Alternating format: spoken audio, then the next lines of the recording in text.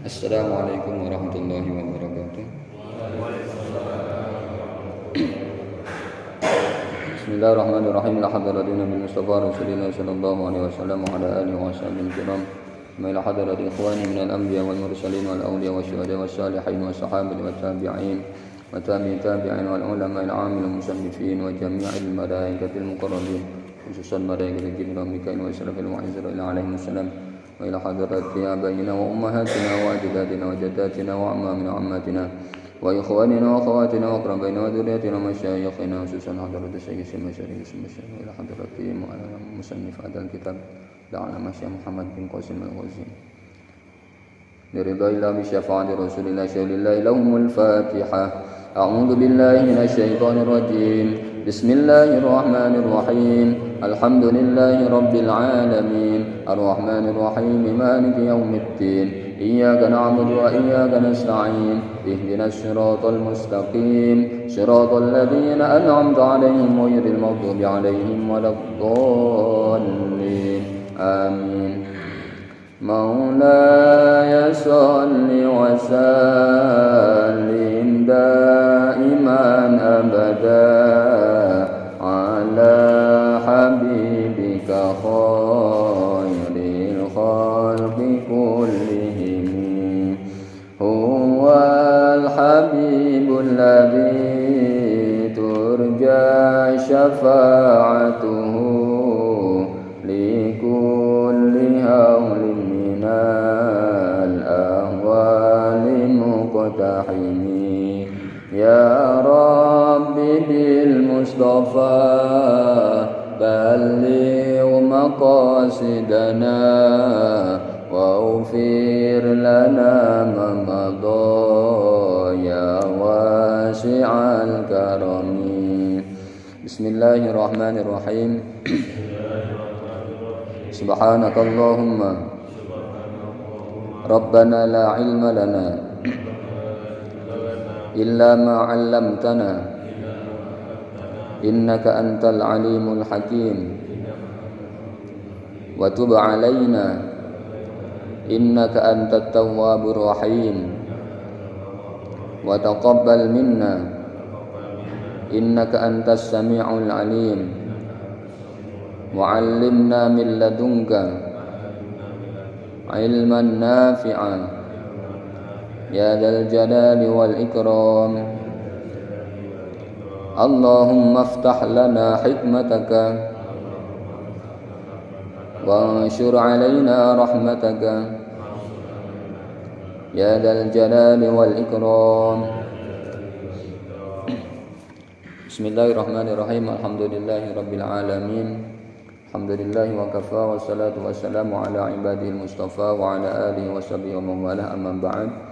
Pertama marilah kita panjatkan puji syukur kita kepada Allah Subhanahu wa taala yang pada kesempatan kali ini, pada pagi hari ini kita masih diberikan kesempatan untuk melaksanakan ibadah sholat subuh dengan berjamaah dan dilanjutkan dengan majelis ilmu ini. Mudah-mudahan majelis ini menjadi majelis yang penuh barokah.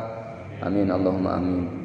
Kedua kalinya salawat beserta salam semoga tetap tercurah limpahkan kepada Nabi kita Nabi Muhammad sallallahu alaihi wasallam yang telah memberikan kita tuntunan sehingga kita bisa membedakan mana yang baik dan mana yang buruk,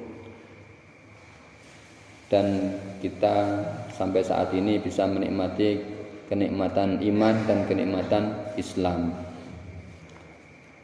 Alhamdulillah pada kesempatan kali ini kita dapat melanjutkan kegiatan majelis ilmu ini. Mudah-mudahan majelis ilmu ini menjadi kegiatan yang istiqomah dan menjadi kegiatan yang manfaat dan barokah bagi saya khususnya, bagi para jamaah pada umumnya. Karena yang kita bahas di sini adalah terkait dengan fikih, terkait dengan ibadah, tentang ibadah sholat, yang kita laksanakan sehari-hari, yang sangat perlu kita tahu dasarnya. Jadi kita ketika melaksanakan sholat sehari-hari ini, kita tidak hanya sekedar melakukan ritual sholat seperti yang kita lihat dari orang lain ataupun yang kita tahu dari orang lain tanpa tahu dasarnya. Jadi kita di sini belajar mencari ilmu terkait dengan hal-hal yang kita laksanakan dalam kehidupan sehari-hari, terutama tentang sholat ini. Kalau kita tahu dasarnya, tahu dalilnya, nah itu akan ibadah kita, kalau kita ilmu nih, akan menjadi ibadah yang berkualitas. Karena ibadah tanpa ilmu itu ya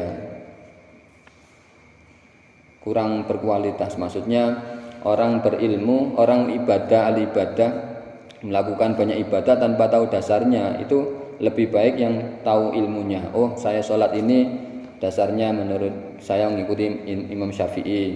Yang saya lakukan ini, saya gerakannya seperti ini, saya bacaannya seperti ini. Oh, ini dasarnya dari kitab Fathul Qorib. Nah, yang kita bahas di sini adalah kitab Fathul Qorib. Jadi ini bisa dijadikan sebagai landasan dasar kalau kita melaksanakan ibadah, kita melaksanakan ibadah yang terkait, yang khususnya yang kita bahas di sini adalah tentang sholat. Jadi kalau ditanya, loh, kamu seperti ini dasarnya dari mana? Dari kitab Fathul Qorib menurut mazhab Imam Syafi'i. Nah, jadi kalau kita bermadhab, semua imam madhab itu semuanya adalah ulama besar, semuanya ulama mujtahid. Imam Abu Hanifah, Imam Maliki, Imam Hambali, Imam Syafi'i, semuanya adalah imam-imam besar yang semuanya bisa kita jadikan referensi, kita jadikan rujukan, kita jadikan dasar untuk pendapat-pendapat beliau, kita jadikan dasar untuk kita laksanakan ibadah-ibadah yang terkait dengan hal tersebut. Jadi tidak harus langsung dari hadis atau dari Al-Quran, karena kalau kita memahami secara langsung dari Al-Quran maupun dari hadis tanpa kita tahu segala macam-macamnya terkait asbabul nuzul ataupun asbabul wurud, ataupun tentang mana yang dahulu turun, mana yang belakangan turun, mana yang dinasikh, mana yang dimansuh. Itu kan kita kalau secara langsung mempelajari Al-Quran atau mengenal hadis itu akan kurang pas. Jadi bisa jadi pemahaman kita keliru. Kalau kita berlandaskan dari pendapatnya para ulama, itu insya Allah sudah banyak, karena mereka para mujtahidin, para ulama yang ahli sangat pada bidangnya, terutama imam madhab ini, ya maka kita bisa mengikuti pendapat-pendapat dari para ulama besar ini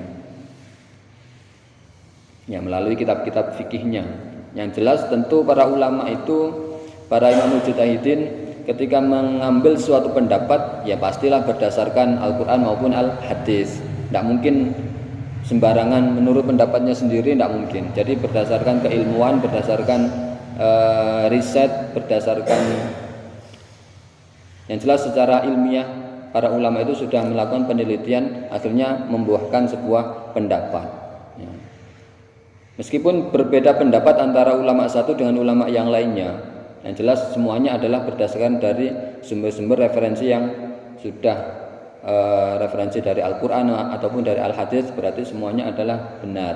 Maka kalau kita menemukan suatu perbedaan pendapat, ya kita bisa ikuti salah satu dari pendapat-pendapat itu. Tentu kalau pendapat-pendapat itu ada dasarnya menurut pendapat ulama ini, tentu itu kita bisa benarkan pendapat itu.